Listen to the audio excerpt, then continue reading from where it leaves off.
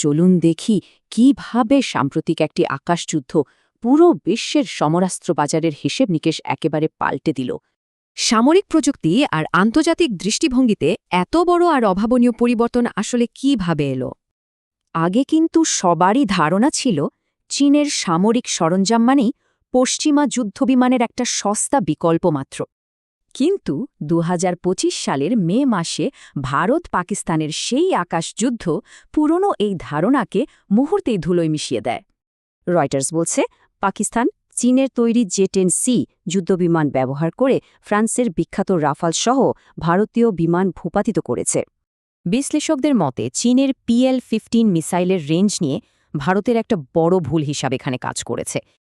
আর এই সাফল্যের পর চেংদু এয়ারক্রাফট কর্পোরেশনের আয় এক লাফে ১৫.৮% বেড়ে ৭৫.৪ বিলিয়ন ইউয়ানে দাঁড়ায়। ভাবা যায় ২০২৬ সালের প্রথম কোয়ার্টারেই বিশ্ববাজারে তাদের বিক্রি বেড়ে যায় প্রায় ৮০%। প্রকৃত ক্ষতি নিয়ে দুই দেশের বিতর্ক থাকলেও সমরাস্ত্র বাজার কিন্তু এই জয় পরাজয়ের হিসাব দেখেই পাল্টে গেছে। সিপ্রির রিপোর্ট অনুযায়ী পাকিস্তান এখন বিশ্বের ৫ম বৃহত্তম অস্ত্র আমদানিকারক, আর এর ৮০%ই আসছে চীন থেকে। বলা যায়, নিজেদের সামরিক সক্ষমতা প্রমাণের জন্য পাকিস্তান এখন চীনের সবচেয়ে বড় আর জীবন্ত শোরুম। এই ধাক্কা খুব দ্রুত ইন্দোনেশিয়াতেও পৌঁছে যায়, যা ওই অঞ্চলে বিশাল এক কৌশলগত পরিবর্তনের ইঙ্গিত দেয়। দাম আর কার্যকারিতার কথা ভেবে ইন্দোনেশিয়া এখন অন্তত ৪২টি জে-10সি ফাইটার জেট কেনার ছক কষছে।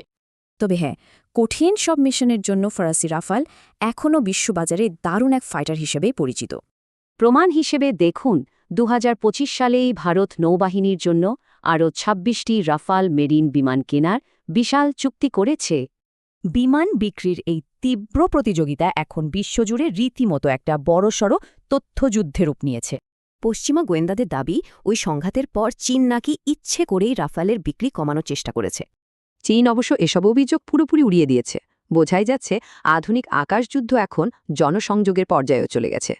ক্রেতারা যখন রাজনৈতিক চাপ নিয়ে ভাবছেন, চীনা বিমানগুলো তখন নিজেদের সস্তা আর যুদ্ধক্ষেত্রে পরীক্ষিত হিসেবে প্রমাণ করে ফেলেছে। তো এই পুরো ঘটনা আমাদের বৈশ্বিক ক্ষমতার ভারসাম্য নিয়ে একটা বড় প্রশ্নচিহ্নের সামনে দাঁড় করায়। পরবর্তী আকাশ আসলে কার?